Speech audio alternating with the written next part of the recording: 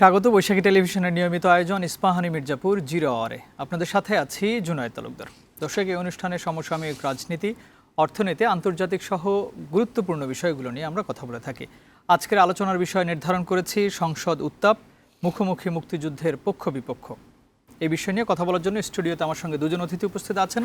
আমার পাশেই আছেন ফজলে হুদা বাবুল, সংসদ সদস্য, নওগাঁ ৩ বিএনপি, এবং আরও আছেন মোহাম্মদ রাশেদুল ইসলাম রাশেদ, সংসদ সদস্য, শেরপুর ১, বাংলাদেশ জামায়াত ইসলামী। আপনাদের দুজনকে স্বাগত জানাচ্ছি আমাদের আজকের আয়োজনে। দর্শক, আমরা মূল আলোচনায় যাব, তার আগে আজকের বৈশাখী টেলিভিশনের প্রধান প্রধান শিরোনামগুলো দেখে আসি। নিরাপদ ও বৈষম্যহীন দেশ গড়তে কাজ করছে সরকার, সংসদে প্রধানমন্ত্রী। প্রবল বর্ষণে হাওড় অঞ্চলে ক্ষতিগ্রস্ত কৃষকদের সহযোগিতা দেওয়ার ঘোষণা। যেই কৃষকরা ক্ষতিগ্রস্ত হয়েছে, যাদের ফসল নষ্ট হয়েছে, তাদেরকে লোকেট করে আগামী ৩ মাস আমরা তাদেরকে চেষ্টা করব সরকারের পক্ষ থেকে সহযোগিতা দেওয়ার জন্য। সাগরে লঘুচাপে দেশ জুড়ে ভারী বৃষ্টি, জলজট আর যানজটে রাজধানীতে ভোগান্তি। টানা বৃষ্টিতে দ্বিতীয় দিনেও জলের তলে বন্দরনগরী চট্টগ্রাম।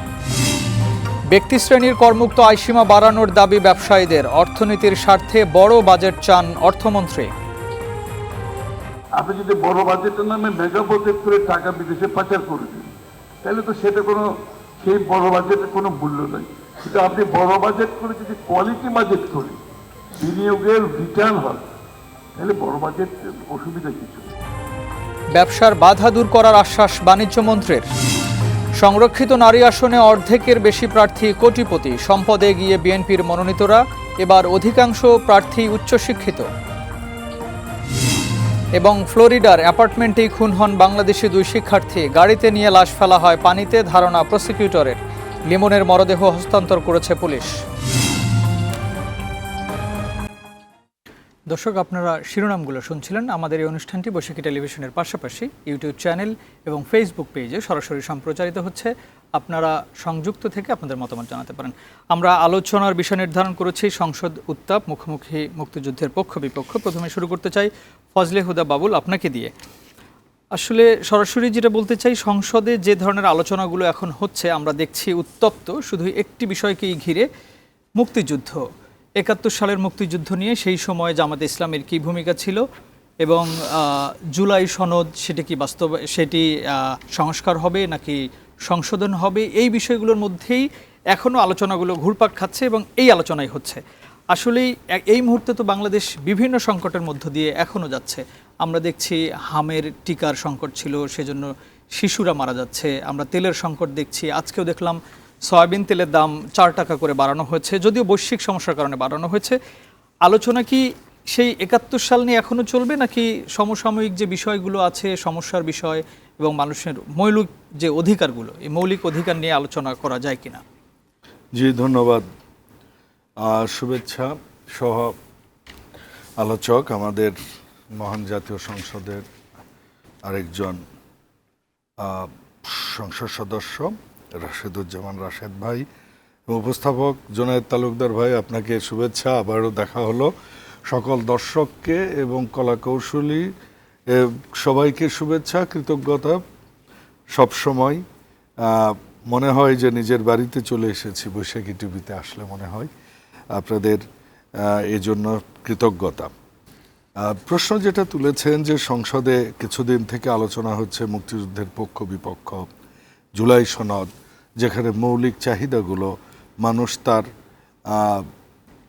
খাবারটা পাচ্ছে কিনা, মানুষ তার যাতায়াত ব্যবস্থা ঠিক আছে কিনা, মানুষের নিরাপত্তা কতটুকু, মানুষ তার ভোজ্য তেলটা পাচ্ছে কিনা, জ্বালানি তেলের যে বৈশ্বিক সমস্যা এটা কিভাবে যায়, মানুষের স্বাস্থ্য সেবাটা কি অবস্থা, হামের কথা আপনি বলেছেন, এগুলো নিয়ে আলোচনা কেন হচ্ছে না?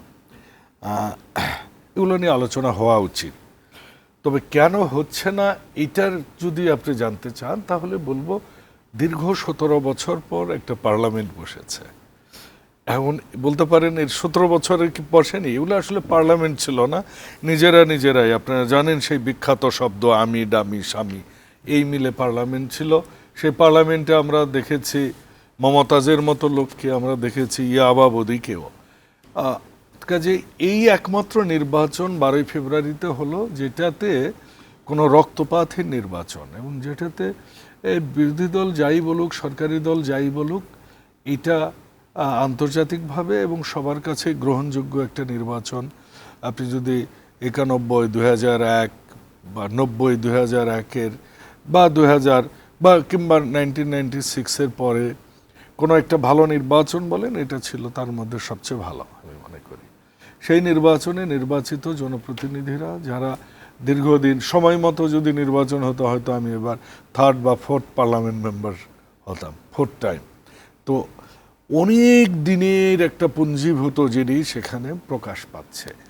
তো সেইখানে দুটো দল, একটা হচ্ছে বাংলাদেশ জাতীয়তাবাদী দল, এটা হচ্ছে স্বাধীনতার ঘোষক, মুক্তিযুদ্ধের কমান্ডার, সেক্টর কমান্ডার, জেড ফোর্সের অধিনায়ক, যিনি বাংলাদেশকে দুঃসময়ে, বাংলাদেশের অস্তিত্ব বিলীনের সময়, উনি কিন্তু 25শে মার্চের রাতে যখন পুরো বাংলাদেশ দিশেহারা, উনি কিন্তু তখন উই রিভল্ট বলেছেন, তার হাতে গড়া বাংলাদেশ জাতীয়তাবাদী দল। অপরদিকে আপনি যদি আরেকটা রাজনৈতিক দলকে দেখেন, তারা কিন্তু আপনি মানে এই দেশের অস্তিত্ব তারা চাননি, তারা পাকিস্তানের সাথে, পাকিস্তানের অস্তিত্বে বিশ্বাস করতেন। অথবা এমনকি যখন আমাদের 47-এর অবস্থায় যদি যাই আমরা, সে সময়ও যখন একটা মুসলিম এলাকাটাকে নিয়ে যখন একটা, যদিও এটা নিয়ে অনেক প্রশ্ন আছে, এই মুহূর্তে আমি দর্শকদের জন্য একটা ঘটনা বলতে চাই। সেই সময় লাহোর প্রস্তাব যখন শুরু হয়, আপনি জানেন লাহোর প্রস্তাবে শেরেবাংলা একে ফজলুল হক যখন গেলেন, জিন্নাহ সাহেব কিন্তু তখন লাহোর প্রস্তাবের যে মানে যেটা মানে এগ্রিড টার্ম ছিল, সেটা হচ্ছে যে যে প্রদেশগুলোতে মুসলিম সংখ্যাগরিষ্ঠতা আছে সেই প্রদেশগুলো মিলে একটা স্টেট হবে যেটা মুসলমানদের জন্য। সেখানে কিন্তু আপনি ভারতের পশ্চিমবঙ্গের যদি কথা বলেন, সেখানে কিন্তু 54% মুসলমান ছিলেন, কিন্তু কাজে পশ্চিমবঙ্গ আমাদের মধ্যে আসেনি। আপনি যদি বিহারের কথা বলেন, আপনি যদি ত্রিপুরার কথা বলেন, এগুলো কিন্তু মুসলিম অধ্যুষিত এরিয়া, এগুলো আসেনি। তো লাহোর প্রস্তাবের সময় যখন মঞ্চে উঠে নেমে যান শেরেবাংলা একে ফজলুল হক, তখন উনি এটার সাথে এগ্রি করেননি এই পাকিস্তানের সাথে। এবং তারপর যখন লাহোর প্রস্তাব পাশ হয়, তখন গভর্নর কিন্তু এই ইয়ের কিন্তু হন হচ্ছে আপনার জিন্নাহ, মোহাম্মদ আলী জিন্নাহ, যাকে পাকিস্তানিরা বলে কায়েদে আজম মোহাম্মদ আলী জিন্নাহ। কায়েদে আজম মানে এইখানকার উনি মানে নেতা আর কি। হ্যাঁ, তো ফাদার অফ পাকিস্তান বলে তারা। তো উনি তখন যেহেতু শেরেবাংলা এটাতে এগ্রি হননি, উনি এরপর উনি ঢাকায় আসেন। শেরেবাংলা তখন ঢাকা হাইকোর্টে উনি প্র্যাকটিস করেন। শেরেবাংলার সাথে দেখা করতে আসে, উনি কোর্টে দেখা করেননি। শেরেবাংলার বাড়িতে আসছেন, শেরেবাংলা তাকে ঢুকতে দেননি, এমনকি জানলায় কথা বলতে গেছেন, জানলা বন্ধ করে দিচ্ছেন। তখন এম এ জিন্নাহ তাকে বলেছেন, তুমি জানো আমি কি করতে পারি, আমি পাকিস্তানের গভর্নর। তখন উনি এইভাবে দেখাইছেন যে তুমি কিছু করতে পারো না, একটা বাজে সাইন দেখাইছেন। তো উনি, কারণ ওনার মতে লাহোর প্রস্তাবের খতনা করে দিয়েছেন, এক্স্যাক্ট ভাষাটা হচ্ছে যে তোমরা তো লাহোর প্রস্তাবের খতনা করে দিয়েছ। এই 47 স্টোরি, এটা প্রসঙ্গক্রমে আমি নিয়ে আসলাম।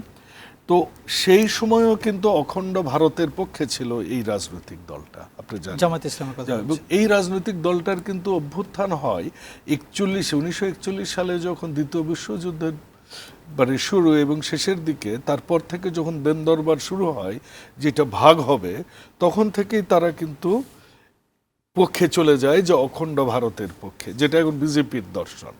কাজে জামায়াতে ইসলাম বাংলাদেশ না বাংলাদেশ জামায়াতে ইসলাম, আমি জানি না এখন তাদের প্রেজেন্ট স্ট্যাটাস কি। এখন বোধহয় আগে বাংলাদেশ লাগিয়েছে, কারণ আগে এই দলটার নাম ছিল বাংলাদেশ জামায়াতে ইসলাম বাংলাদেশ। তো এই যে তাদের আদর্শের কন্টিনিউয়াস স্ল্যাপিং, আবার আমরা কি দেখলাম 24-এর গণ অভ্যুত্থানের পর তারা কিন্তু আবার শহীদ মিনারেও গেলেন, তারা কিন্তু আবার, এটাকে আমরা স্বাগত জানাই, তারা আবার আপনার জাতীয় স্মৃতিসৌধেও গেলেন, এটাকেও আমরা স্বাগত জানাই। স্বাগত জানালে আবার এই তো মানে সেই বড় করে কথাটাই আমরা ক্রিটিসিজমও করছেন, সেটাতে আসি। একই সাথে দেখুন দুই সে রকমের কথাটাতে কথা। আসি। এখন আপনি যদি আমাকে বলেন অ্যাজ এ ব্যক্তি ফজলে হুদা, আমি কিন্তু মুক্তিযোদ্ধার সন্তান, তো আমারও তো আঘাত লাগে। আমার বাবাকেও তো আমি জন্মের পর দেখতে পারিনি, তাই না? তো এরকম আমার চাচাও কিন্তু শহীদ মুক্তিযোদ্ধা। তো সবার মনে কিন্তু সেই আঘাতটা আছে, যারা এ দেশের স্বাধীনতায়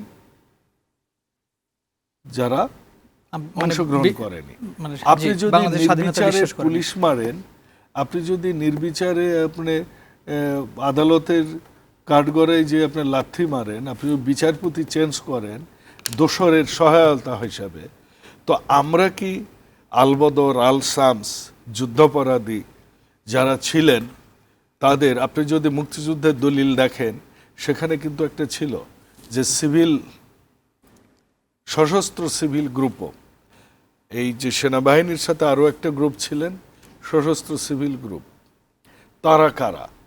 এই যে তাদের কিন্তু বিচারটা আওয়ামী লীগ ওই মুক্তিযুদ্ধ ঝান্ডা বিক্রি করতে যেয়ে করেনি।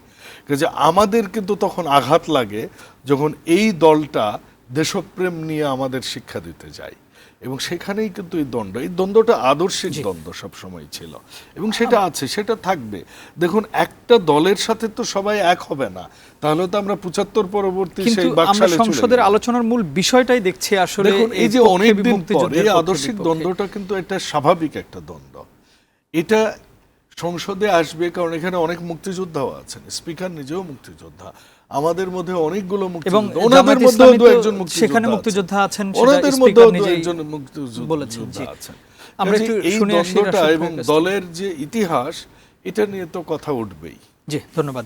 রাশেদুল ইসলাম রাশেদ, যে প্রশ্নটি করেছিলাম যে এই যে সংসদে আলোচনা হচ্ছে, আপনারা এখনো কেউ মুক্তিযুদ্ধের পক্ষের শক্তি বিপক্ষের শক্তি এগুলো নিয়ে এখনো কথা হচ্ছে, আপনারাও বলছেন যে যেমন আপনাদের একজন সংসদ সদস্য আজকে বলল যে বিএনপি যে মুক্তিযুদ্ধের এবং মুক্তিযুদ্ধের পর থেকে দেশের প্রতিটি যে সাফল্য আছে সেগুলোর সঙ্গে বিএনপি আছে, বলল যে বিএনপির যে প্রতিষ্ঠিত হয়েছে এবং তার আগে মুক্তিযুদ্ধ হয়েছে, তাহলে বিএনপি কিভাবে মুক্তিযুদ্ধের মানে তারা দাবিদার ঘোষণা করতে পারে, সেটা নিয়েও কথা হচ্ছিল। যদি বলেন যে আসলে কি এখনো এই আলোচনাগুলো করার সুযোগ সময় আছে কিনা, বা সাধারণ জনগণ সেটাকে ভালোভাবে গ্রহণ করছে কিনা? ধন্যবাদ জুনায়েদ তালুকদার আপনাকে, আপনার মাধ্যমে বৈশাখী টিভির সম্মানিত দর্শক শ্রোতা যারা যে যেখান থেকে শুনছেন দেশ বিদেশ থেকে, সবাইকে অশেষ মোবারকবাদ জানাচ্ছি। আসসালামু আলাইকুম ওয়া রাহমাতুল্লাহি ওয়া বারাকাতুহু।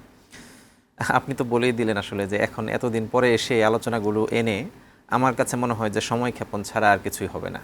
আসলে আমরা তো দেশটা তো এখান থেকে বের হতে চেয়েছি, এবং দেখবেন যে 24-এর যে আন্দোলনটা, এতদিন পরে আবার কেন একটা আন্দোলনের প্রয়োজন পড়লো, আবার কেন একটা গণ অভ্যুত্থানের প্রয়োজন পড়লো। আমরা কেউ এটাকে বিপ্লব বলছি, কেউ গণ অভ্যুত্থান বলছি, অথবা গণ আন্দোলন বলছি। এই আন্দোলনটার মূল প্রেক্ষাপটটা কিন্তু এটাই যে এই যে ট্যাগিং, এই যে ফ্রেমিং, এই যে পিছিয়ে পড়া আবার টেনে পিছনে নিয়ে যাওয়া। আপনি দেখেন যে আমরা কথার কথা, আপনার প্রশ্ন ধরেই বলি আর কি, যে সংসদের প্রথম অধিবেশনে আমি যদি মোটামুটি একটা হিসাব করি, ক্যালকুলেশন করি, যদি ভাগ ভাগ করে ভিডিওগুলো সার্চ করি, তাহলে হয়তো দেখা যাবে যে এখানে 8-10 ঘন্টাব্যাপী শুধু এই একটা টপিক নিয়ে আলোচনা হয়েছে। এরকম একটা টপিক নিয়ে আলোচনা 8-10 ঘন্টা না, হয়তো 8-10 মাস ধরে আলোচনা হয়েছে বিগত 16-17 বছরে। এবং এই যে পিছিয়ে পড়ার, পিছিয়ে নিয়ে যাওয়ার একটা চিন্তা, এই চিন্তাটা আমাদের কাছে অবাক লাগে আর কি, যে বিএনপিও কেন সেই একই কায়দা ফলো করছে। কারণ বিএনপিও কিন্তু ওই একই স্লোগানে আমরা সবাই ছিলাম, তুমি কে আমি কে, রাজাকার রাজাকার। এখান থেকে বের হয়ে আসার জন্য, এটা কিন্তু এরকম নয় যে শুধুমাত্র রাজাকার টপিকটাকে অমিট করার জন্য অথবা এটাকে ফ্রেম থেকে বের করার জন্য স্লোগানটা দেওয়া হচ্ছে, দিস ইজ নট। এখানে এই স্লোগানটা এসেছিল এটা প্রতীকী অর্থে, যেভাবে রাজাকারটাকে, যেভাবে এরকম ট্যাগিং ব্যবহার করা হতো সেখান থেকে জাতিকে মুক্ত করার জন্য কিন্তু জুলাই হয়েছে। এখানে আমাদের কি বলে এটাকে, ফজলে হুদার বাবুল ভাই সহ আমরা সবাই এই আন্দোলনে সম্পৃক্ত ছিলাম, এবং এখান থেকে আমরা আন্দোলনের সফলতা নিয়ে এসেছি। একটা নতুন সরকারে এখন আমরা প্রবেশ করেছি, নতুন দেশে, নতুন গন্তব্যের দিকে। আমরা যেটাকে নাম দিয়েছি বাংলাদেশ 2.0, তার মানে বাংলাদেশ একটু এক ধাপ এগিয়ে যাবে আর কি। সেই জায়গায় এসে আবারও বিএনপি একই কথা বলে, এবং আপনি যেমনটি বলেছিলেন আজকে এটিএম আজহারুল ইসলাম আমাদের দলের নায়েবে আমির, তিনি সংসদ সদস্য, এই টপিকটা নিয়ে এসেছেন। এটাকেও কিন্তু আপনি কোট করে বলতে পারেন না যে তিনি বলে দিয়েছেন যে তাহলে বিএনপি মুক্তিযোদ্ধার দল নয়। নো, মুক্তিযোদ্ধার দল নয় না, তিনি তারা প্রতীকী যে- অর্থে বলেছেন আর কি, এটা যে আমরা তো তাহলে এভাবে কিন্তু বলতে পারি। জিয়াউর রহমান তো মুক্তিযুদ্ধ থেকে হ্যাঁ, প্রত্যেকটি তিনি জায়গায় ছিল এবং বাংলাদেশে কি বলে তিনি স্বাধীনতার ঘোষণা ঘোষণা দিয়েছেন, করেছেন। এটা কি অস্বীকার করতে পারবে কেউ? বিগত দিনে আওয়ামী লীগ অস্বীকার করেছিল বলে বিএনপি তাদের তো আজকে সেটাই বলেছে, তাহলে সেটাকে আবার এই যে আপনারাও তো বিভিন্ন ভাবে একটু খোঁচা দিচ্ছেন, না, খোঁচা সেটার না। এগেইনস্টে হয়তো তারা আরো কথা বলছে। এখানে আমরা কখনো কি এটা অস্বীকার করেছি যে জামাত ইসলামী, তৎকালীন জামাত ইসলামী স্বাধীনতার বিপক্ষে অবস্থান নিয়েছিল? এটা কি কখনো কেউ অস্বীকার করেছে? জামাত ইসলামী অস্বীকার করেনি। বাট জামাত ইসলামী স্বাধীনতাকে অস্বীকার কি বলে স্বাধীনতাকে অস্বীকার করলেও এই দেশে এসে রাজনীতি করেছে এবং বিএনপির যিনি প্রতিষ্ঠাতা শহীদ প্রেসিডেন্ট জিয়াউর রহমান, তার মাধ্যমেই কিন্তু এই দেশে বহুদলীয় গণতন্ত্রের প্রবর্তনটা হয়েছে আর কি। তো সেটাকে কখনো কি জামাত অস্বীকার করেছে? এবং তার ভিত্তিতে এযাবৎ পর্যন্ত জামাত ইসলামী স্বাধীনতার বিরুদ্ধে অবস্থান নিয়ে কিছু করেছে? তাহলে কেন ওই একই শব্দ সামনে নিয়ে আসা হয়? আমি তো বলবো যে এটা একটা দূরভিসন্ধিমূলক, অথবা আমি জানি না কোনো অজ্ঞতাবশত কিনা, অথবা বাংলাদেশকে সামনের দিকে এগিয়ে যেতে দেবে না এরকম কিনা। অথচ বিএনপি যে পরিকল্পনা করে সামনের দিকে এগাতে চাচ্ছে, তাদের তো কথা তো সুন্দরই লাগছে যে তারা নতুন বাংলাদেশ গড়তে চায়, চমৎকার একটা বাংলাদেশ উপহার দিতে চায় জাতিকে। যদি চমৎকার বাংলাদেশ উপহার দিতে হয়, বিএনপির এক পক্ষ সংসদ সদস্যরা বক্তব্যের অর্ধেকে বলছেন যে আমরা ঐক্যবদ্ধভাবে একটা সুন্দর সংসদ কার্যকর করতে চাই, একটা দেশকে সামনের দিকে এগিয়ে যেতে চাই। আবার উনি অর্ধেক বক্তব্যে জামাতকে একেবারে ঘায়েল করার জন্য সেই একইভাবে একই মুক্তিযুদ্ধের টার্মটাকে সামনে নিয়ে আসছেন আর কি। তো এগুলোকে আলটিমেটলি আমাদের এই বর্তমান প্রজন্ম, ওনারাই কিন্তু বলছেন, ওনাদের পক্ষ থেকে 2-3 বক্তা খুব গুরুত্বপূর্ণ কয়েকটা পয়েন্ট কথা বলেছেন যে আমাদের এই প্রজন্মকে আমরা কানেক্ট করতে পারছি না। এই প্রজন্মকে কানেক্ট করতে না পারার পেছনে আমি মনে করি যে ওনারা ক্লিয়ার করে বলেন নাই এই যে আগের টার্মগুলো সামনে নিয়ে আসা, অথবা বিগত ফ্যাসিস্ট আওয়ামী সরকারের মানে টাইপের কিছু শব্দকে এখন সামনে নিয়ে আসার মাধ্যমে আলটিমেটলি আমাদের এই পরিস্থিতিটা ঘোলাটে করছে। আমি আর কিছু দেখি না, এর বাইরে আর কিছু দেখি না। ফজলে হতে বাবুল, উনি যেটা বলছিলেন যে জামায়াত তো অস্বীকার করেনি যে তারা সে সময় বাংলাদেশের মুক্তিযুদ্ধের পক্ষে যে ছিল তারা ছিল না, সেটা তারা স্বীকার করছে। তারপরেও কেন আপনারা বারবার একই কথা বলছেন যেটা আওয়ামী লীগ বলতো, এবং যে কথাগুলোর কারণে হয়তো সে সময় এই 24 জুলাইতে যেটা উনিও বললেন যে আমরা তুমি কে আমি কে রাজাকার রাজাকার, সেই সময় কিন্তু সবাই এটার এই স্লোগান দিয়েছিল, অনেকেই দিয়েছিল, যদিও সবাই দিয়েছিল তেমনটা না। তাহলে তারপরেও কেন বারবার এটা বলা হচ্ছে ওনাদেরকে? জি, ধন্যবাদ। রাশিদুজ্জামান ভাই অনেকগুলো প্রশ্নেরই অবতারণা করেছেন, ইন্টারেস্টিং। উনি অ্যাকনলেজও করেছেন একটা বিষয়, সেটাও ইন্টারেস্টিং। এই কথাটা বললেই হয়ে যায় কিন্তু জামাতে ইসলামের যে আমরা ভুল করেছি। মানুষ তো ভুল করে, বহুবার বলেছি। আমিও ভুল করতে পারি। দেখুন, বহুবার বলেছেন, কিভাবে বলেছেন? ফরমালি বলা হয়েছে, বললেই 47 যদি কোনো করে থাকে। দেখুন, এখনকার তো অনেক, আপনি তো অবশ্যই যুদ্ধাপরাধী না, তাই না? আপনি তো জামাত করেন, আপনি তো করতেই পারেন। এটা কিন্তু বিএনপির রাজনীতির স্ট্যান্ডই বহুদলীয় গণতন্ত্র। না, আপনার বাবুল, মত এখানে- আপনি দিবেন, এখানে আমি এখানে কথা বলি, sorry, শেষে আপনি বললেন হ্যাঁ অবশ্যই। আপনার মত আপনি দিবেন। এই যে বাক স্বাধীনতা, এই যে মানুষ কথা বলবে, মানুষ তার মতামত দিবে, মানুষ নিজের রাজনৈতিক দল করবে, সেই অনুযায়ী মানুষ তার এজেন্ডা দিবে, এবং গণতন্ত্রের সৌন্দর্যটা এই জায়গায়, এবং বিএনপির রাজনীতির মূল ভিত্তিটা এই জায়গায়। কাজে আমরা স্বাগত জানাই যে কোনো রাজনৈতিক দলকে। কিন্তু প্রশ্ন হচ্ছে, উনি যেটা বলেছেন পেছনে যাওয়ার দরকার কি? দেখুন, জামাত ইসলামকে তো ওই পেছনের দায়টা নিতে হবে, কারণ এই দায় নিয়ে তারা এগিয়ে যাবে। এটাতে তারা যখন এটা অস্বীকার করে তখনই কিন্তু ডিবেটটা হয়। 1, 2 নম্বর হচ্ছে জামাতে ইসলামের যে পরবর্তী যে রাজনৈতিক যে কর্মধারা, তাদের আদর্শের বিভিন্ন সময়ের যে বিচ্যুতি, ভুলে গেলাম আমি এখন, মনে করেন মুক্তিযুদ্ধ আমি ভুলতে পারি না, কারণ এইটা বাংলাদেশ, এটার মাধ্যমে আমরা দেশটা পেয়েছি, মানচিত্র পেয়েছি, হাজার হাজার লক্ষ লক্ষ মানুষ জীবন দিয়েছে, মা বোনরা ইজ্জত দিয়েছে, কি দুর্বিষহ জীবন তখন।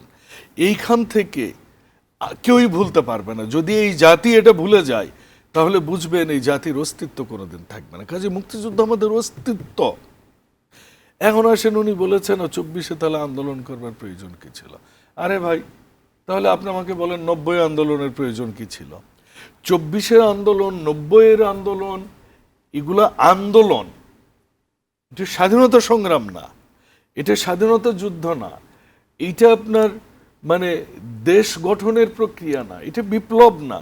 কিন্তু এরকম আন্দোলন যে 6 বছর পর 10 বছর পর আবার লাগবে না, এটা কিন্তু আপনি বলতে পারেন না, কিংবা কি ফোরকাস্ট আসবে এটা কিন্তু কেউই বলতে পারে না।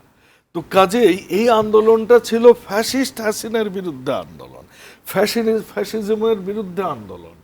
এই যে হাসিনা রেজিম যে করেছে এইটার বিরুদ্ধে আন্দোলন ছিল। এই আন্দোলন তো আর আপনার ওই দেশের মুক্তিযুদ্ধেরকে রিপ্লেস করার কোনো আন্দোলন ছিল না, নাম্বার ওয়ান। নাম্বার টু, আপনি বলছেন যে বিএনপি কেন মুক্তিযুদ্ধকে নিয়ে কথা বলছে। বিএনপি তো মুক্তিযুদ্ধকে নিয়ে কথা বলবে, ওই সময় যুদ্ধের সময় বিএনপি ছিল না। কিন্তু বিএনপি যারা করেছে, আপনি যার কথাই বলেন, শহীদ প্রেসিডেন্ট জিয়াউর রহমানের কথা বলেন, কিংবা আপনি মীর শওকতের কথা বলেন সেক্টর কমান্ডার, কিংবা আজকের স্পিকারের কথা বলেন, আপনি দেখবেন রণাঙ্গনের সবচেয়ে বেশি মুক্তিযোদ্ধারা এসে বিএনপি করেছে। আচ্ছা, 71 যখন হয়েছে, এরপর যখন 75-এর বিপ্লব ও সংহতি দিবস হলো, সেটারই বা কেন প্রয়োজন ছিল? সেটাও তো সেই সময়ের অত্যাচার, অব্যবস্থাপনা, নির্যাতন, অগণতান্ত্রিক ব্যবস্থাপনার বিরুদ্ধে। কাজে এইটা অনেক দেশে অনেক সময় আসবে, সেটা শাসকের বিরুদ্ধে, সেটা বৈশ্বিক প্রয়োজনে, সেটা দেশের প্রয়োজনে, সেটা বিভিন্ন প্রয়োজনে আসতে পারে। যেটাকে আপনারা বলতেছেন 2.0 বাংলাদেশ, ওইটা নিয়ে আমাদের প্রশ্ন। বাংলাদেশ ইজ নাম্বার ওয়ান এবং সবসময় বাংলাদেশ। এখানে বাংলাদেশের 2.0 নাই, 4.0 নাই। কারণ 2.0-র যে মব, যে নতুন বন্দোবস্ত, যে ডিসিএসপি নিয়োগ, যে ব্যবসা বাণিজ্য, যে ধান্দাবাজি, যেরকমভাবে এদেশের বিভিন্ন জায়গায় মববাজি, এটা বাংলাদেশ দেখেছে। যে অর্থনীতির অবস্থা, এখন মব হবে না, আপনারা তো সরকারে আছেন, আপনারা বন্ধ করবেন মব করতে চাইলে। আমরা চেষ্টা করছি, দু একটা হতে পারে, বিচ্ছিন্ন হচ্ছে, সেটা আপনারা বন্ধ করবেন, এখন তো আপনাদেরই হ্যাঁ, দায়িত্ব। হয়ে গেছে তো আপনারা কয়টা মব দেখেছেন গত 2.5 মাসে? হয়েছে কয়েকটি, হয়েছে কুষ্টিয়ায় একজনকে হত্যা করা আমি হয়েছে। বললাম, আমি স্বীকার করলাম, তো কমে আসছে, তো এটা 100 থেকে তো 5-এ আসছে, 10-এ আসছে। You should appreciate that. Second thing is that আপনার এটাও 0 হয়ে যাবে, কারণ একটা সরকার গঠনের পরেই মানে খুব কম সময়ে সবকিছু হবে না, সেটা অবশ্যই কন্টিনিউয়াসলি চলছে। আমরা একটা বিজ্ঞাপন বিরতিতে যাব। আর একটা লাইন বলবো, জামাতে ইসলাম কি খারাপ কিছু করেছে? জামাতে ইসলাম খারাপ কিছু করেছে, বা জামাতে ইসলাম জাতির সাথে প্রতারণা করেছে 86-তে, হাসিনার সাথে নির্বাচনে, যে 88-তে সংসদে, যে 96 আওয়ামী ফ্যাসিজমের সাথে যে বিএনপির বিরুদ্ধে আন্দোলনে গেছে, সেই আন্দোলনটার কিন্তু ধপে টিকেনি ফাইনালি। বেগম খালেদা জিয়া চাইলে সরকার চালাইতে পারতেন, কিন্তু জনগণের প্রতি শ্রদ্ধা রেখে আমরা কিন্তু তত্ত্বাবধায়ক সরকার দিয়েছি। এবং সেই আওয়ামী লীগ কী জিনিস, এটা কিন্তু পরবর্তীতে জামাত বুঝেছে। এখন উনি বলছেন মুক্তিযুদ্ধের ঘ্রাণ নিয়ে আসার দরকার কি? ভাই, মুক্তিযুদ্ধের ঘ্রাণ বাংলাদেশ যতদিন থাকবে মুক্তিযুদ্ধের ততদিন থাকবে, বাংলাদেশ যতদিন থাকবে মুক্তিযোদ্ধাদের সম্মান ততদিন থাকবে। মুক্তিযুদ্ধ বাংলাদেশ ভিত্তি, এবং আগামীর বাংলাদেশ হবে মুক্তিযুদ্ধ। মুক্তিযুদ্ধ কি? সাম্য, মানবিক মর্যাদাবোধ, ন্যায় বিচার প্রতিষ্ঠা এবং গণতন্ত্র, বাকস্বাধীনতা। এটাই তো মুক্তিযুদ্ধের চেতনা। সেই চেতনাই তো বাংলাদেশের চেতনা, এবং সেইটাই আগামীতে থাকবে। ধন্যবাদ। আমরা একটা বিজ্ঞাপন বিরতিতে যাব। রাশেদুল ইসলাম একটি প্রশ্ন রেখে যেতে চাই। আপনারা এখন যেটা বলছেন যে আওয়ামী লীগকে 17 বছর লেগেছে তাদেরকে হঠাতে, বিএনপিকে হঠাতে 17 দিনও লাগবে না। আসলে সরকার তো মাত্রই হলো, যেটা 2-2.5 মাসের সরকার, সেই সরকারকে হটানোর মতো কি এমন অবস্থা হলো যেটা আপনারা এখন সেই হুমকিও দিচ্ছেন? আমরা বিরতির পরে এসে আপনার কাছ থেকে শুনবো। প্রিয় দর্শক, ইস্পাহানী মির্জাপুর 0 আওয়ারে নিচ্ছে ছোট্ট একটা বিরতি, ফিরছি কিছুক্ষণ পর।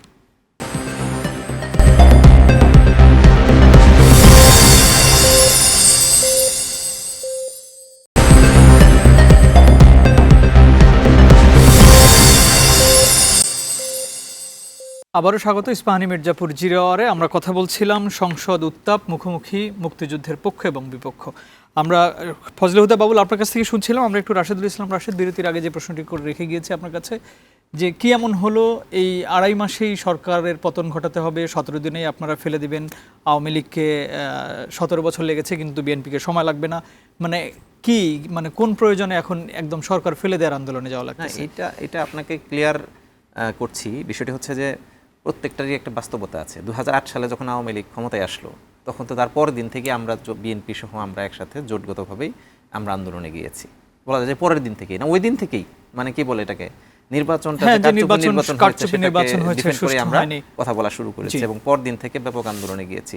ইভেন সংসদে গিয়ে বয়কট করেছি সহ এরকম বহু ঘটনা কিন্তু ঘটেছে। এটাকে আজকে নতুন করে হঠাৎ করে আবার টার্ম আকারে আলোচনায় নিয়ে আসার দরকার নাই না, যে এটা কেন এটা কি আমরা প্রথা আন্দোলনে তাহলে যাচ্ছি। যে না সরকার যেই ক্ষমতায় আসুক কিছুদিন পরেই আমরা আন্দোলনে যাব, এরকম ব্যাপারটা- না বিষয়টা তো হচ্ছে এরকম যে মনে হয় তখন। বাস্তবতা। আপনাকে এত বড় ঘটনা প্রত্যক্ষ করার পরও আপনি প্রশ্ন করলেন, আমি তো আশ্চর্য হয়ে কো- যাচ্ছি। কোন ঘটনার কথা বলছেন? গণভোট এখনো পর্যন্ত বাস্তবায়ন হচ্ছে না, এরপর এটা জেনে আপনি এই প্রশ্ন করলেন, আমি না, তাজ্জব হয়ে যাচ্ছি। বিএনপি তো বলেছে যে একটু সময় দেন, আমরা এটা নিয়ে আলোচনা আশাবাদী? করব। আজকেও কমিটি গঠনের বিষয়ে কথা ওকে, আমিও আশাবাদী।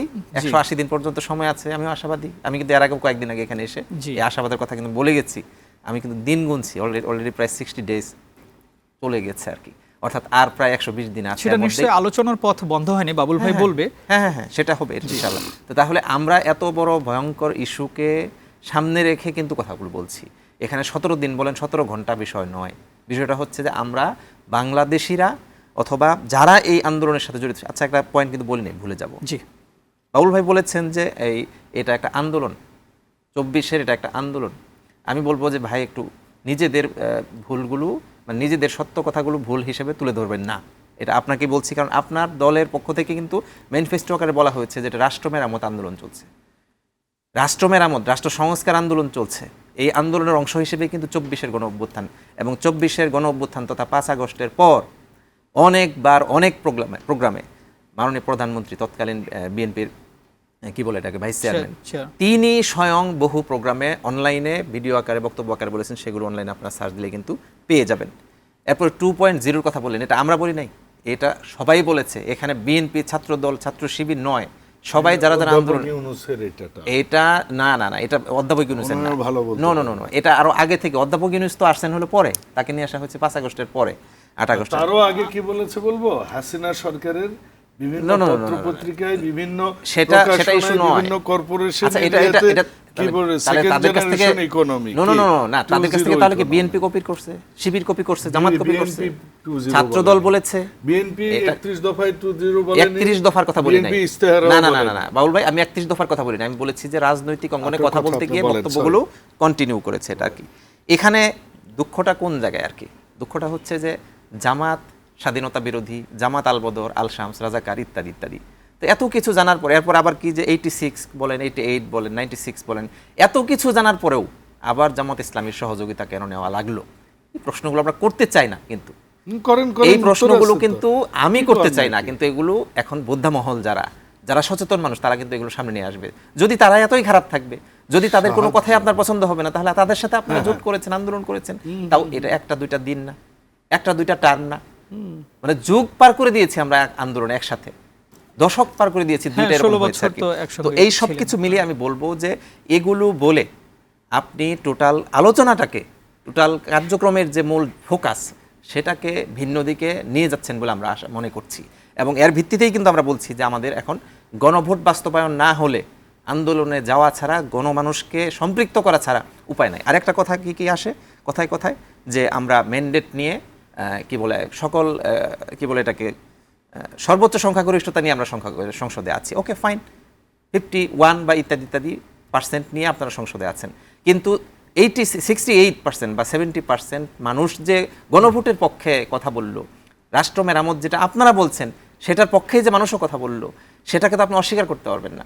সেটাকে কেন আপনি এরপর কি বলছেন যে জুলাই সনদ আপনি অক্ষরে অক্ষরে বাস্তবায়ন করবেন? কই অক্ষরে অক্ষরে বাস্তবায়নের নমুনা তো দেখছি না আমরা। যদি প্রথম দিনই দেখতাম যে গণভোট বাস্তবায়নের জন্য আপনারা উদ্যোগ নিয়েছেন, কি উদ্যোগ নিয়েছেন সেটা দৃশ্যমান কি মানুষের কাছে তো পরিষ্কার করতে হবে। আপনি আপনার দলের ইশতেহার বাস্তবায়ন করবেন, সেটা জুলাই সনদের একটা পয়েন্টে বলা হয়েছে, 4টা যে ক্লজ। বলছি যে জুলাই সনদের গণভোটের যে 4টা ক্লজ, সেই 4টা ক্লজের একটার মধ্যে হচ্ছে যে দল ক্ষমতায় আসবে সে দল তাদের পক্ষ থেকে সেটা করবে, বাট বাকি 3টাকে কিন্তু আপনি ওমিট করে দিচ্ছেন, সম্পূর্ণ আলোচনার বাইরে রাখছেন। আমরা বিশ্বাস করি এখনো সেগুলো আপনার আলোচনায় আনবেন, কারণ মানুষ যেটাকে ম্যান্ডেট দিয়েছেন, এখনো পর্যন্ত মানুষ গুমোট অবস্থায় রয়েছে গোটা রাষ্ট্র, সেই জায়গায় আপনি এগুলোকে বাইপাস করে কোনো কিছু করতে পারবেন না। এরপর কি বলেছেন ভাই বলেছেন যে জামাত ইসলামী দায় স্বীকার করেছে কিনা। জামাতে ইসলাম অবশ্যই দায় স্বীকার করেছে।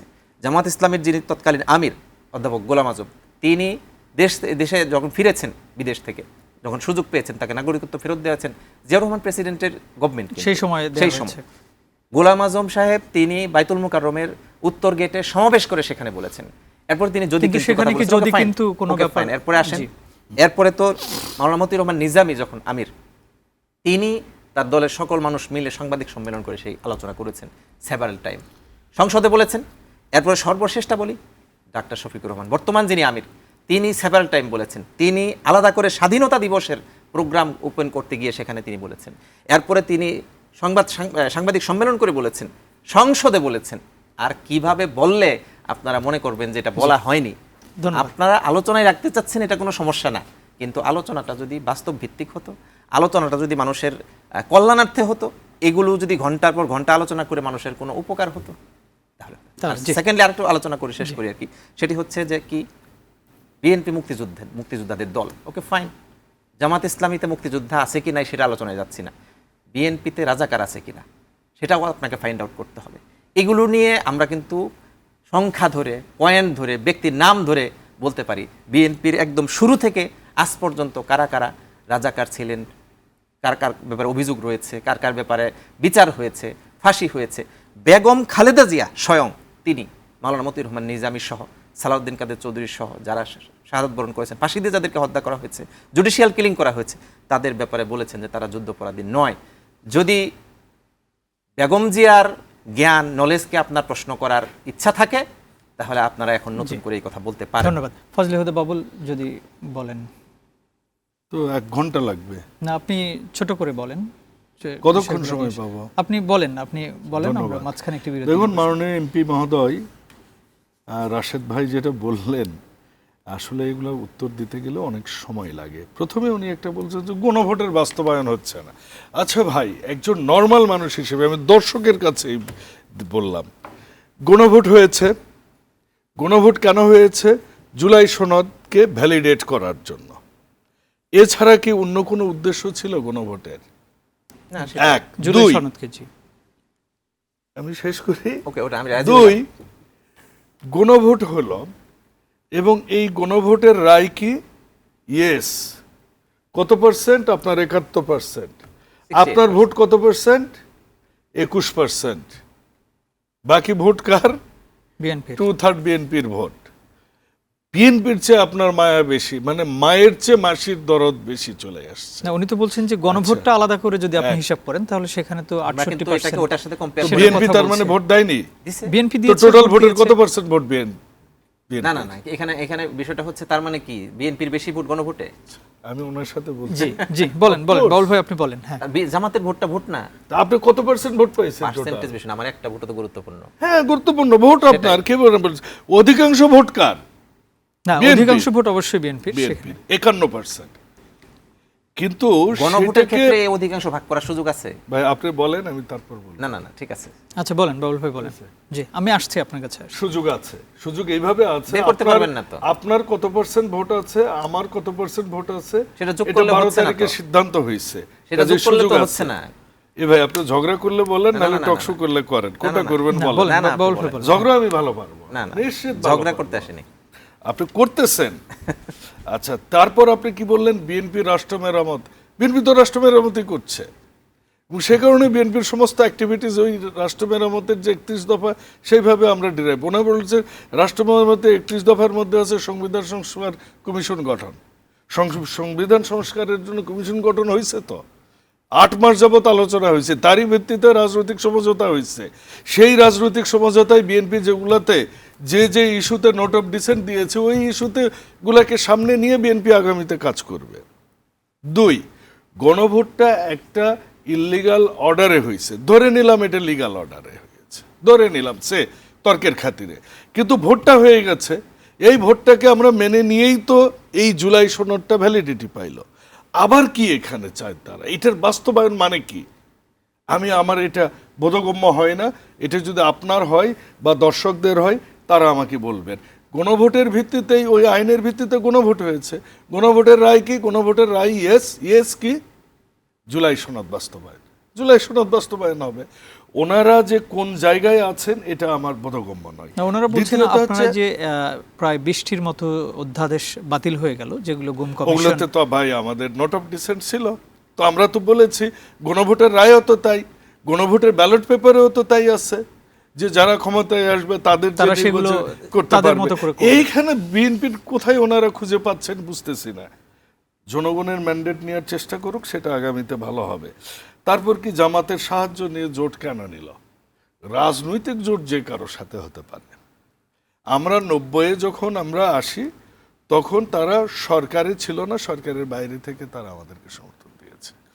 তারপর কি তারা আমাদেরকে 2001-এ আমাদের সেই সরকারে আমরা আমরা আন্দোলন একসাথে করে সরকার গঠন করেছি, তাদেরকে মন্ত্রিত্বও দিয়েছে। তার মানে এই না দুই দলের আদর্শ এক হয়ে গেছে। একটা হচ্ছে মুক্তিযোদ্ধার হাতে গড়া দল, আর একটা হচ্ছে রাজাকারদের দ্বারা ধরা দল। যে দুটার আদর্শ জীবনেও এক হবে না। 3 নম্বর হচ্ছে উনি বললেন, ওনার সব নেতারা বলেছেন, দুঃখ প্রকাশ করেছেন, উনি যদি একটা জায়গায় দেখাইতে পারেন তাহলে আমি আর রাজনীতি করব না। আমরা যখন দেখেছি এই জামাতের আমির, ওনারা তো জামাতের আমির বলে, ওনারা বলে আমিরে জামাত, এইসব কোত্থেকে আসে জানি না শব্দগুলা, তো আমিরে জামাত যেটা বলেছেন এইটা তো আমি শুনতে পেরেছি। উনি বলেছেন যদি আমরা কোনো ভুল করে থাকতে পারি, কথা কি ঠিক আছে না? এই কথাই তো বলেছেন নাকি? মিডিয়া এটাই আসছে না নাকি আমি বানাই বলছি? যদি ভুল করে থাকি, আরে ভাই আপনারা ভুল করেছেন, this is documented, this is historical proof and this is চিরসত্য। আপনি এইটাকে অস্বীকার কিভাবে করেন? আর এখানে প্যাচ মারে বলেন কেন? সোজাসুজি বলেন আমরা ভুল করেছি, এই জাতির কাছে আমরা ক্ষমা চাই, আমরা নতুন করে দেশটা গড়তে চাই, দেখেন জামাত ইসলামকে মানুষ গ্রহণ করবে। নাম্বার 3 হচ্ছে উনি যেটা বারবার বলতেছেন যে এই বিএনপিতে রাজাকার আছে কিনা, উনি এটা প্রশ্ন করেছেন, এটার উত্তর দিতে হবে না? হ্যাঁ অবশ্যই, একটু ছোট করে আমরা একটা থাকতে বিরতিতে পারে। যাব। জি, বিএনপি তো সকল মতের, বিএনপির আমরা বলি ডানের বামে, বামের ডানে একটা মধ্যপন্থা উদার গণতান্ত্রিক দল। এখানে বামপন্থী আছে, এখানে জামাতের আছে, এখানে কমিউনিস্ট আছে, এখানে আওয়ামী লীগ থেকে আসা লোক আছে, এখানে সবাইকে অ্যাকোমোডেট করার দলই কিন্তু বিএনপি। এবং সেজন্যই তারেক রহমান বলে আমরা রেনবো জাতি করব। কাজে ওইটাতে নিয়ে উনি যখন এই কথায় আসবেন, কিন্তু জামাত দলীয়ভাবে বাংলাদেশের স্বাধীনতা, অস্তিত্ব, সার্বভৌমত্বের বিরোধিতা করেছেন, বিদেশি শক্তির সাথে তারা একজোট হয়ে সশস্ত্রভাবে এদেশের জনগণের বিরুদ্ধে লড়েছেন। বিএনপি দলীয়ভাবে কোনোদিনও দেশের স্বাধীনতা। ধন্যবাদ। আমরা এসে রাশেদুল ইসলাম শুনবো আপনার কাছে, এবং একই সঙ্গে আমার আরেকটি প্রশ্ন আছে। আপনাদের নায়েবে আমির মুজিবুর রহমান সংসদে বলেছেন যে মানুষের আইনের কবর রচনা করতে হবে, কোরআনের আইন প্রতিষ্ঠা করতে হবে। যদিও নির্বাচনের আগে আপনারা কিন্তু এই যে কোরআনের আইন বাস্তবায়ন করতে হবে এটা নিয়ে জোরালো কোনো কথা বলেননি। বিভিন্ন সময় সাংবাদিকরা প্রশ্ন করলেও আপনারা বলেছেন আমরা তো সে কথা বলিনি যে আইনের শাসন বাংলাদেশে কায়েম করা হবে। বিরতির পর আপনার কাছ থেকে একটু শুনবো। প্রিয় দর্শক, ইস্পাহানী মির্জাপুর জিরো আওয়ারে নিচ্ছে ছোট্ট আরেকটা বিরতি, ফিরছি কিছুক্ষণ পর।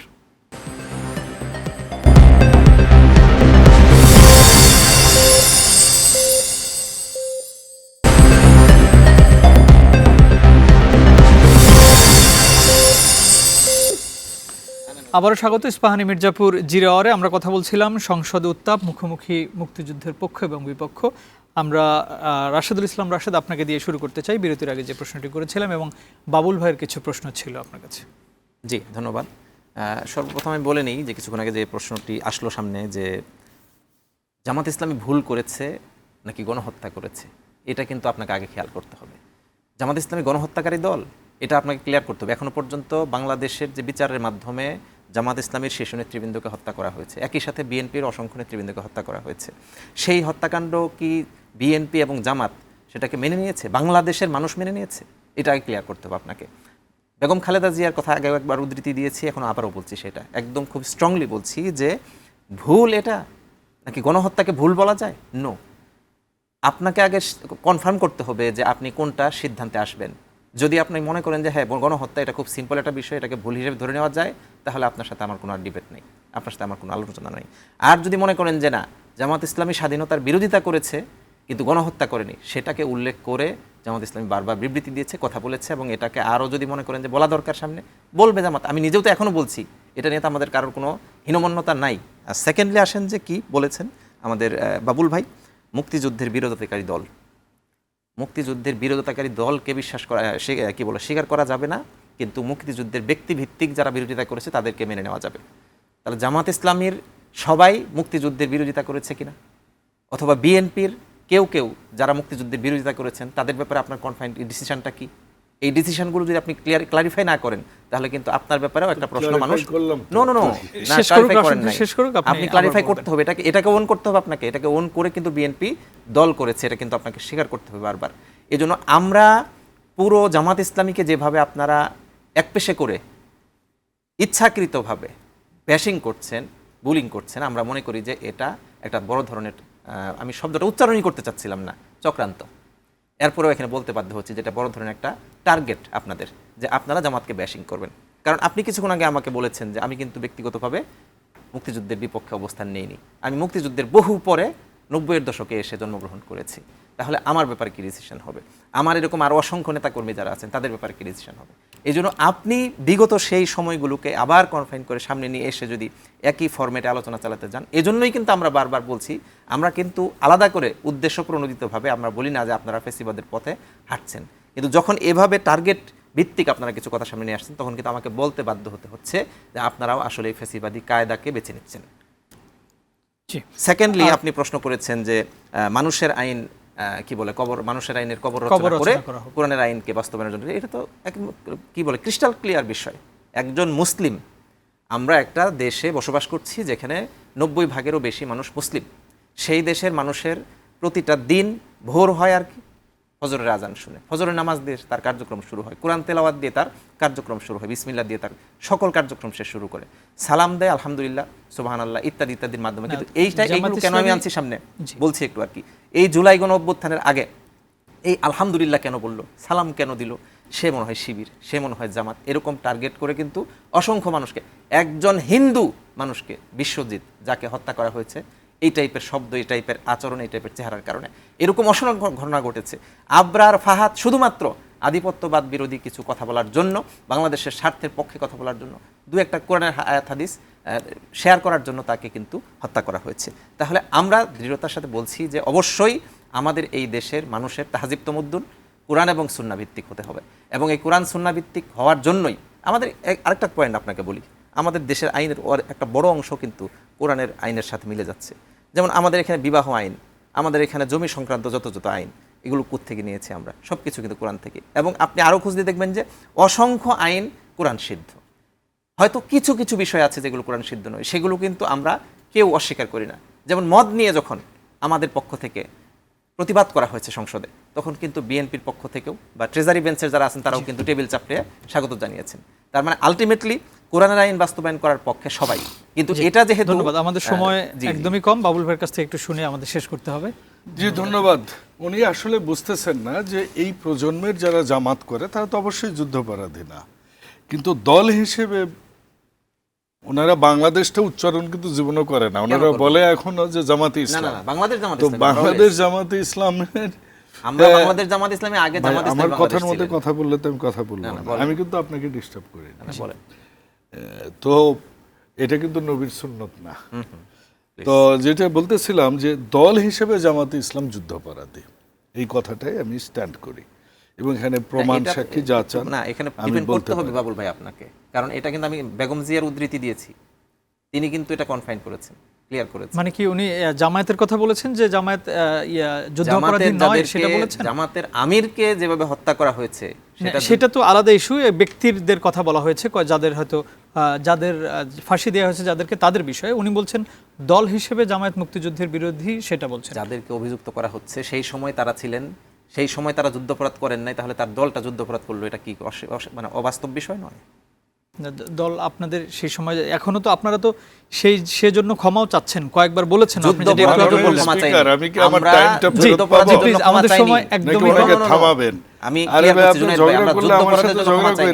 আমরা বলেছি যে আমরা অন্যান্য ভুল করে থাকলে সেটা ক্ষমা চেয়েছি, এবং অন্যান্য ভুলটা করেছি কিনা সেটা মানুষকে ক্লিয়ার করতে হবে। জি বাবুল ভাই একটু বলেন, আমাদের সময় কম। তো সেটা হচ্ছে দল হিসেবে তারা যুদ্ধাপরাধী, এক। দুই, উনি যে একটা চক্রান্তের কথা বললেন না, এই চক্রান্ত কিন্তু আমরা তাদের মধ্যেই দেখি, আচরণেও দেখি। এই ঠিক এভাবেই 5ই আগস্টের আগে আমরা যখন টকশোতে আসতাম ঠিক এভাবেই কথা বলার সময় খুব দুর্দান্ত প্রতাপে কিছুটা গায়ের জোরে আমাদেরকে কথা বলতেন সেই ফ্যাসিস্টদের দোসররা, ঠিক ওই রকমই দেখতেছি। উনি যে আবরার ফাহাদের কথা বললেন এটার সাথে আমি একমত, কিন্তু মজার বিষয় কি জানেন, জামাত বলে একটা করে একটা, এটাই জামাতের চরিত্র। কারণ আবরার ফাহাদ যখন মারা গেল তার যে আসামিগুলো ছিল কোর্টে, তাদের পক্ষে তাদের পুরোধা ব্যক্তিত্ব, তাদের আইডল এখনকার এই যুগের শিশির মুনির কিন্তু দাঁড়ালো তাদের পক্ষে। আপনি জানেন এটা একদম মেইন স্ট্রিম মিডিয়ার কথা। তারপর কি দেখেন, ওনারা যখন বলেন যে কোরআনের আইন চাই, সৎ লোকের শাসন চাই, এটা আজীবন আমরা শুনেছি জামাত বলেছে। গত 10 বছর আপনি শুনেছেন? আমি তো শুনিনি। এবারও গত বলেছি নির্বাচনের আগে শুনেছেন এই স্লোগান? আমি কিন্তু শুনিনি। এবারও বলেছি। বললে আমাকে একটু হোয়াটসঅ্যাপে আপনি পাঠিয়ে দিন, আমি আপনাকে প্রকাশ্যে ফেসবুকে স্ট্যাটাস দিয়ে আমি ক্ষমা চাইব যদি আপনাদের দলে এই এজেন্ডা ছিল। কারণ কি, আপনাদের আমির, আপনাদের সভাপতি উনি বলেছেন, সরি কি বলে, ডক্টর তাহের, উনি বলেছেন আমেরিকার সাথে মিটিং করে এসে আমরা শরিয়া আইনে বিশ্বাস করি না। আরে ভাই, শরিয়া আইনে বিশ্বাস করেন না তাহলে কোনটা কোরআনের আইন? বলেনি, বলেছে যে শরিয়া আপনারা আইন কায়েম আমরা করবেন কিনা। শরিয়া উনি আইন বলছেন আমরা এটা বলি নাই, আমরা এটা বলছি না যে কায়েম করব, আমরা এটা বলিনি। মানে কি, শরিয়া আইন ওনারা প্রচলন করবে এটা ওনারা বলেনি, এটা উনি ক্লিয়ার করেছেন মিডিয়াতে।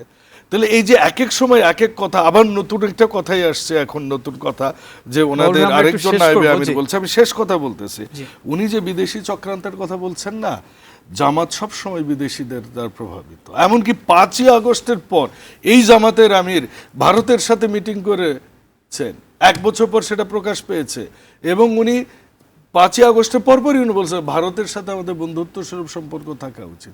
এখন আবার ওনারা নতুন করে ভারত বিদ্বেষী হয়েছেন। 2, ওনারা আমেরিকার সাথে মিটিং করেছেন।